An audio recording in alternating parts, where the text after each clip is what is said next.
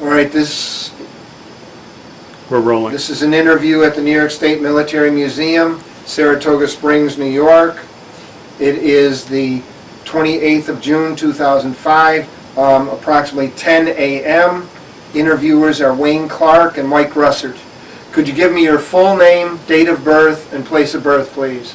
George Joseph Barben, born in July 22nd, 1924. And where were you born? Brooklyn. Brooklyn, okay. Yeah. All right. What was your educational background prior to entering service, before you went into service? Hey, school. I dropped out of high school for 1 year. When I turned 17, I went into the Coast Guard recruitment office, and they told me, go home, you're too young yet. When you turn 17, bring your father down. He'll have to sign you up. Mm-hmm. Then I went down to the recruitment office with my father, and he signed me up. I was 17 in July 1941, August 1941. I went to Ellis Island for 3 months boat training. Okay, can I stop just for a second? Why did you pick the Coast Guard? My brother was in it, Mm-hmm. 1929, stepbrother. Mm-hmm. So that's why you decided on the Coast Yeah. Guard? Okay. All right, so you went to Ellis Island for training? 3 months. What kind of training did you receive? Any kind of specialty training? No. Recruitment for civilian life, service life. Mhm. They make you or break you. Discipline. Okay. You have to listen. You have to go to bed a certain time, get up certain time, and do your stuff. Make up your bed first. Okay. Did they train you on any kind of weapons? No. Okay. Just the military watch, sea watch. They gave my rifle no ammunition. Okay. Now, what did you have then? You have the 03s? Huh? Did you have the Springfield 03 at the time? Yeah. That's the only one they had. Mm-hmm. Now, after you were on Ellis Island for 3 months, what did they do? But on a cruise ship in a harbor, a 139, you got it Mm-hmm. on a paper. Right. 139. It was a 40-foot patrol boat in the harbor. And the harbor patrol, we kept watch on the civilian ships coming in from Long Island off the ocean. Then we got a call Sunday morning, December 7th, 1941. The World War II started. Now, you were in the harbor then, and you received Yeah. a message. What was your reaction? What was the reaction of those on your boat? Hey, only 2 crewmen. I was up on duty, and the 2 crewmen were sleeping. Sunday morning, Mm-hmm. we got the call about 8 o'clock in the morning. Pearl Harbor was detected. Mm-hmm. Then about a month, 2 months later, they transferred me to Comanche, Coast Guard cutter, icebreaker, convoy duty. We left in April 1942, in February 1942 for the first cruise convoy duty. I seen Greenland first time on Easter Sunday. Barren. You can't believe it. It's white. All white. What kind of winter gear did you have? Well, what they have in the ship, not much.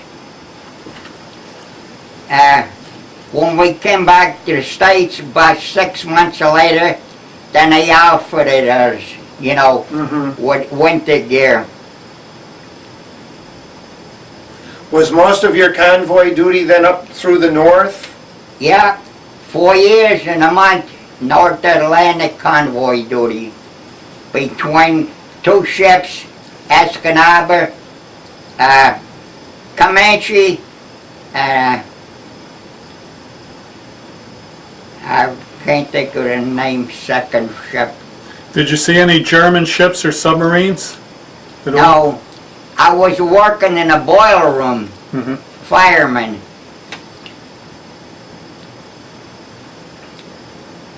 Now when they dropped the depth charges for the submarines, the plates went up in the air on the deck. Steel plates. They didn't have them screwed down or welded down. That's what thing we had to do when we came back to States. Outfitters with 350 guns and more depth charges and sidearm depth charges. Like the picture, I'm standing between depth charges. This one here? Yeah. Okay. Well, why don't you hold that up now and tell us about that?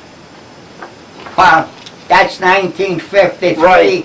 during the Korean War. All right, but you're talking about the depth charges behind you, though, Yeah. right? Boat racks, Okay. boat racks. I was a boilerman, tender, in the engine room, boiler room for the 13 years. Okay. First trip I made, have 6 hours on duty, 6 hours recreation, you know, for sleeping. First 2 hours a gun and gun tub. Now, what does that mean, Well, gun tub? they showed me how to load the ammunition into the gun. Okay. So the tub was the area around the gun, then, the Yeah. wall around, okay. Gun tub. So you were an ammo loader too? Yeah. Well, in the beginning, you have to do it when you're short crew. Okay? When we came back to the States for recreation and refitting the ship, they increased the crew by 30 personnel. Then we have enough gunsmiths, ammunition loaders. See, 4 hours on duty, 8 hours off. First trip, 6 hours on duty, 6 hours off. First 2 hours in a gun tub. And then you try to sleep at 8. Yeah. Now is the ship pretty crowded with the other? Oh yeah. It's a icebreaker. We had the extra personnel. They had to sleep in hammocks in a mess dining room mess in the hallways, companion ways, sling.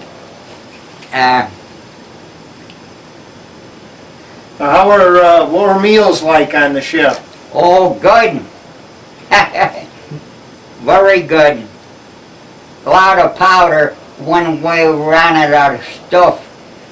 Fresh food. Powdered this, powdered that. Powdered eggs? Yeah, powdered eggs. Now, what did you do when you had time off? How did you spend, besides sleeping, what else did you do? Nothing. You after 2 hours duty on a gun tub and you got 4 hours sleep, you had to stay awake when you're on duty. Mm-hmm. Boiler rooms, you can't sleep. Not on the ship. Mm-hmm. It's not automatic days. Uh-huh. You had to do it manually. Now, what did you use as a fuel on your ship? Oil? Yep, number 2 oil, Mm-hmm. black oil. Yep. It's So all fuel tanks. Not convenience for the crew.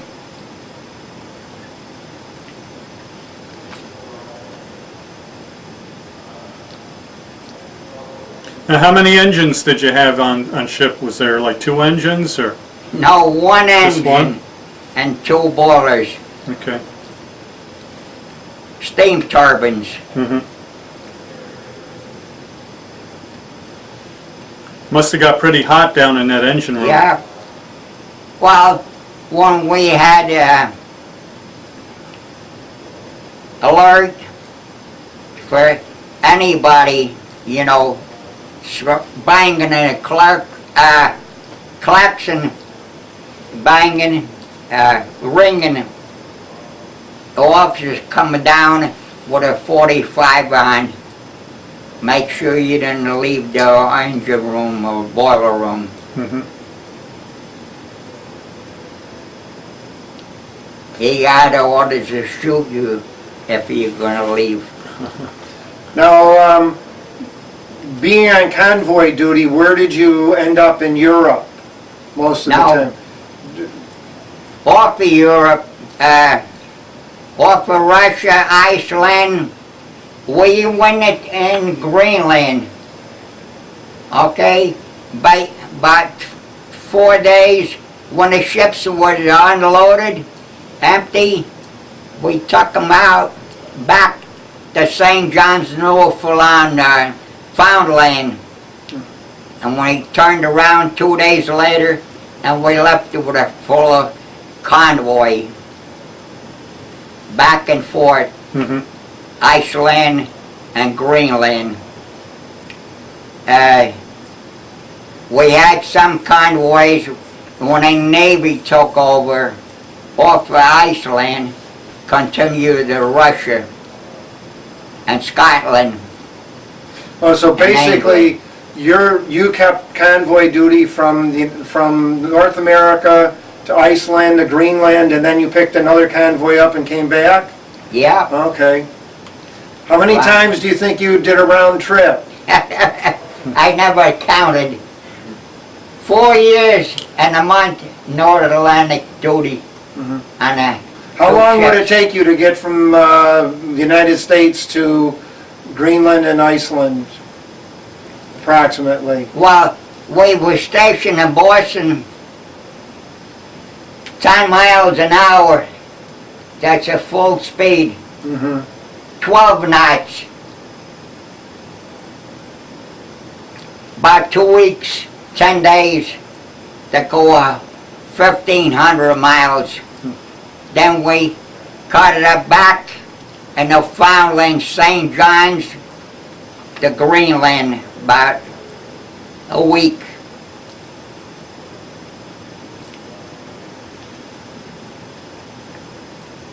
Yep. Then I got on 45 and I started off for 2 years and I could find a steady job, you know, good pay.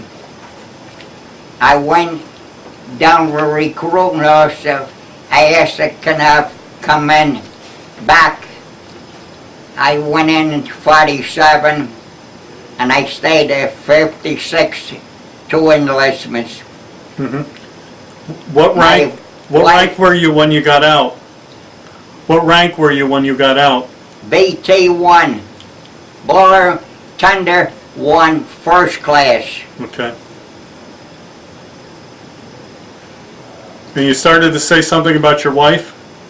Yeah, she could put to put kibosh on me when I was time to re-enlist in 1956. Say, I don't know what you're doing for you relieve yourself if I have mermaids on a ship or what. I'm scratching myself. Your children are starting school. So I thought out and I got out in 56. Uh-huh. They talked to me about 2 days, everything under the sun, and re-enlist. You need money, we'll help you. I said, no, you can't help me. Now, what did you do between 47 and 56 in the Navy, in the Coast Guard? What did you do in that period? Where were you stationed? At a warehouse in Jersey City for 3 years, and I got my rank back. When they get in the service, they drop you one rank, and 3 months later you earn it back. Warehouse in Jersey City, I enlisted 1950. I got married in 1949. I thought I was going to make a career out of it.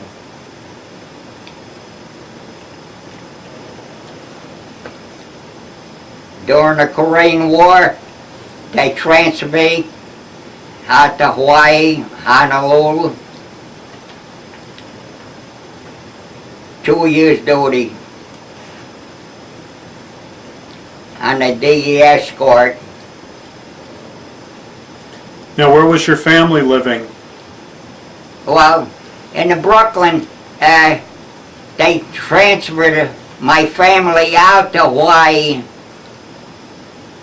No cost to me. Uh-huh. Packed everything, living room and furniture. They took it out and furnished, transported. Our family flew out. No cost to me. Now, what did you do out of Hawaii? Escort ship. Escort again? Yeah, they got their name in there. Forrester. D. Forrester. Okay. Was it a nice break for you not being on an icebreaker and being out in the Yeah, Pacific? same duty. Uh-huh. 6 months out and 2 weeks in, 6 months out. The ship was so bad, we have enough of fuel left.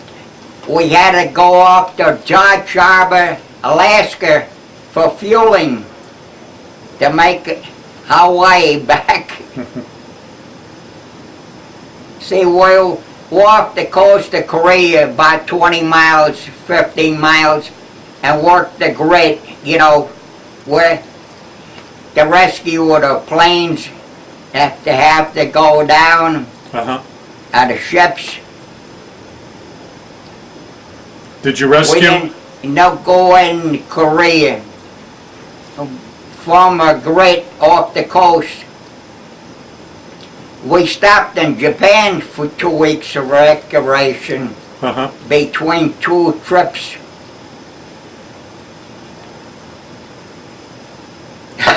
Did you ever have to rescue any down flyers or anything? No, Okay.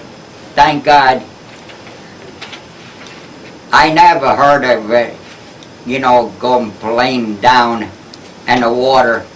Maybe in a land, China, whatever. Mhm. How did you feel about your officers? All good. They were treating me good. Yeah. How about your food during the Korean War? Was it any better or any changes in it? Yeah, it's same. A little better, no powder milk.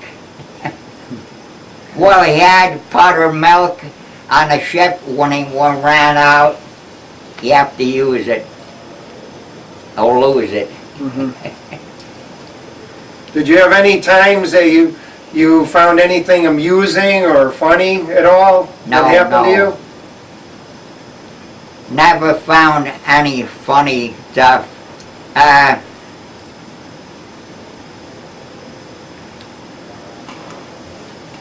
In Hawaii, when we went in to recreation, I was off duty with my family, and we were walking down the beach. They were shooting a movie, Hollywood. Barry Lancaster and a Danish English woman. Oh boy, I can't think of the name of the movie. It's about war. Oh, from here to From here to eternity. eternity? Yeah, that's right. From here to eternity. You saw them shooting that? Yeah, they invited us for lunch. We had lunch, box lunch, you know, when they stopped to feed. They asked me if I want to go in extra, you know, for family, with your child, George, my boy. He died last December in South Carolina. He was 54 years old. He was a Baptist minister 15 years. Then I lost my wife May 1st this year. Everything's backwards. No, that's the only thing I can think of. The movie set, Barry and Lancaster. Now you actually sat and had lunch with them, or Yeah, really? yeah. Bart had lunch with Barry and Lancaster and a woman that is Deborah leaving. Kerr? Yeah, I was just say Deborah Deborah Kerr. Kerr, I believe it was. Deborah Carr. Yeah. Yeah. They were they filming that famous beach scene where they were? No, on a walk. Not this beach scene. Mm-hmm. Yeah. So yeah, I wouldn't go for, you know, extra. Go walking to the streets, scene. They'll pay me. I said, no, thanks. Are there any people that stand out that you served with that you remember? Yeah, the Fort Chaplain's Memorial.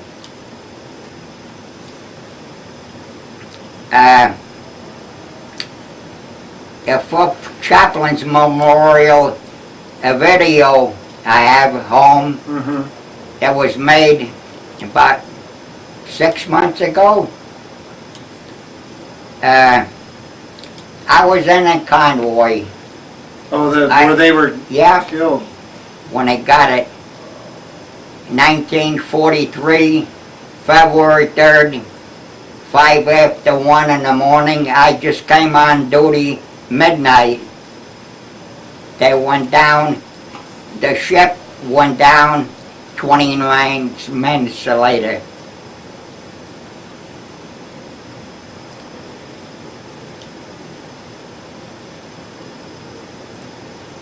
I was there only 18. Then 3 months later, coming down with an empty convoy led convoy ships. I escort sister ship behind us, sweeping. She got torpedoed, Escanaba, from Michigan. 2 survivors blown overboard. 140 people gone. No, I don't have nothing funny to remember in the service. Have you kept in touch with anybody that you served with? Well, I remember I got a letter in Greenland, you know. You don't know. I said, you know. From the FBI, that's the only thing I could laugh about. You have to go and list and register with the draft. If you don't, 30 days later we're going to pick you up and prosecute you. So I showed it to my executive officer, and he left, and he brought it to the captain, Curry, Commander Curry. He said, call George in. I said, if I want you, let him get you. Ignore it. So when I first came out of the service in 1945, I had a residence with the draft. I was surrounded by cops. Medals on, hash mark on. What were you looking for you for 4 years? They thought I was an imposter.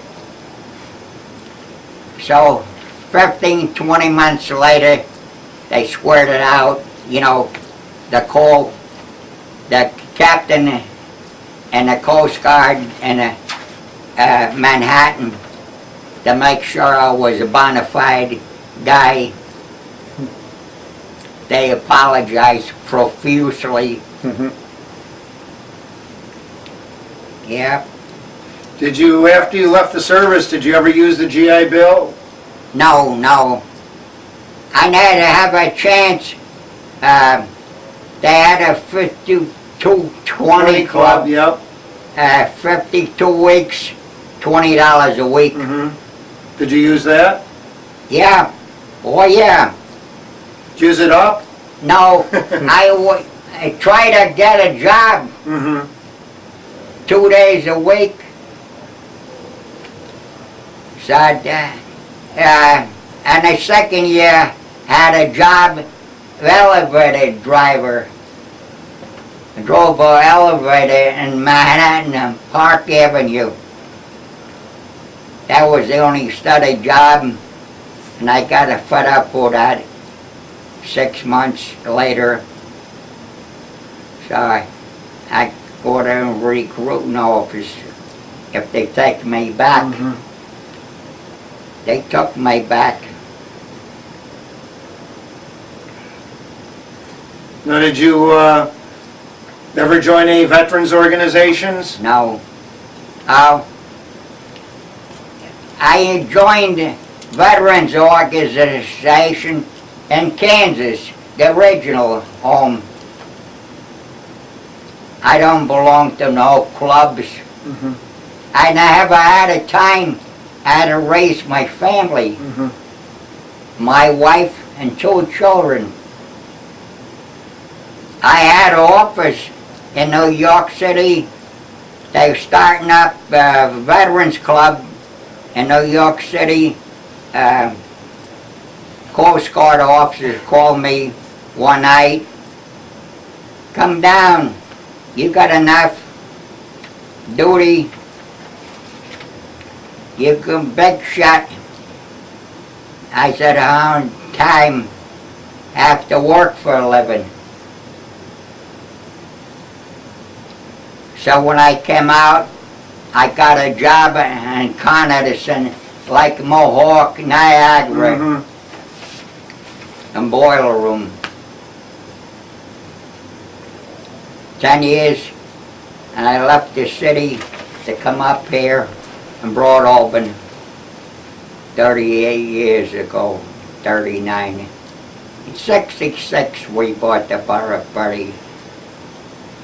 For summertime only, never all year round. Circumstances wound up all year round. How do you think your time in the service changed or had an effect on your life? Well, it made me adult, grown up, wise in the ways, living, discipline. Yeah. That make you or break you. Now you, beside the other photograph, could you tell us about this photograph? Where and when was that one taken? In Pearl Harbor. And Both of them were taken in Pearl Harbor? yeah, Okay, about, when was that then, in the 1950s? 53. 53, okay. Okay. Okay, you can put that photograph down, please. Can you tell us about these? Yeah. That's Senator Farley with me and the riverfront. What a mall. Riverfront Center. Yeah, about 200 patients, Okay. 200 people was down there. They took a photograph with each one veterans from the Korean War. I think Senator Farley was in the Korean War. Okay, you could put those down there. Now, did you received your high school diploma? Your granddaughter said? Yeah, about 2 years ago, in Broadalbin High School. New York mayor, governor allowed the veterans during World War II that left high school to complete, you know, for service, so you earned it. Could you tell us about this? Well, I have to put my glasses on. Okay. It's been a long time.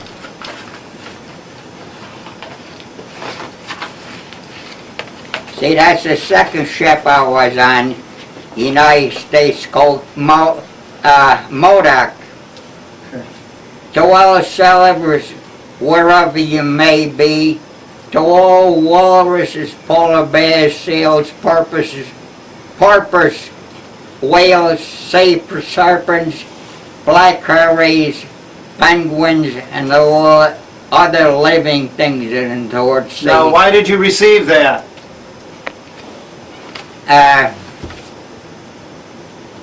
We caught Scottish Sherpa,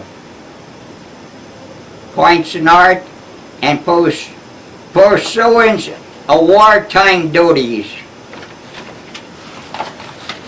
Okay. So that's similar to crossing the equator. They have a ceremony for that. Do they do the same ceremony on the ship? What do they do when you cross the Arctic Circle? Nothing. You know, give us a certificate. They didn't have any kind of an initiation or anything? No, no. It's too cold.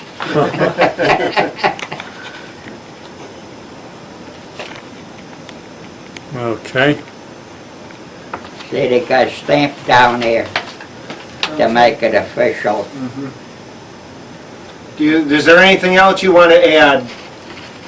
Now, well, Thank you. I don't know. I can't think of anything. Okay. We were married 56 years, and I lost my wife on May 1st this year. I was a caretaker for 16 months. Had a nursing home 2 weeks. Then she asked to come home, die. I woke up Sunday morning and she was dead. I couldn't wake her up. I called my daughter she done 911. I lost my son in December '04, 54 years old. Asthma attack. He couldn't breathe.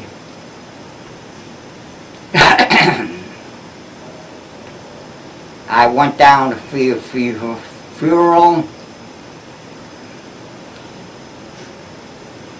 South Carolina. And then I had another funeral for my wife. Everything's backwards. I was 5 years older than my wife. I'll be 81 in this July, next month. Well, thank you very much for your interview. Okay. Thank you.